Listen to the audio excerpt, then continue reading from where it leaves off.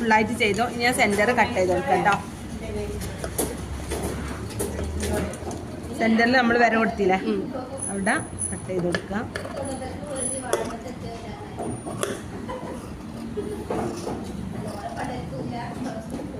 ഇവിടെ എത്തുമ്പോൾ രണ്ട് സൈഡിലേക്ക് സ്റ്റിച്ചുമ്പോൾ തട്ടാതെ മൂലയിലേക്ക് ആക്കി കൊടുക്കട്ടോ.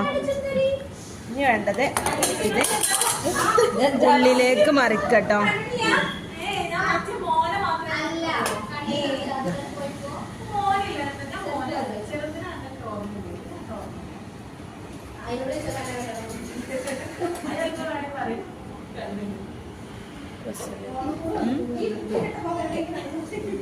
അതുപോലെ നല്ലോണം ഉള്ളിലേക്ക് മടക്കിയിട്ട് പ്രസ് ചെയ്ത് കൊടുക്കുക.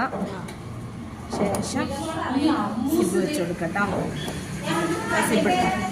ഇതിന് ശേഷം സിബ് അടിഭാഗത്ത് വെച്ചിട്ട്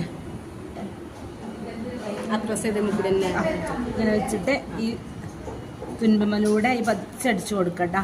സിബിൻ്റെ പല്ലിലേക്ക് കയറരുത്, ഇങ്ങനെ അടിച്ചു കൊടുക്കട്ടോ.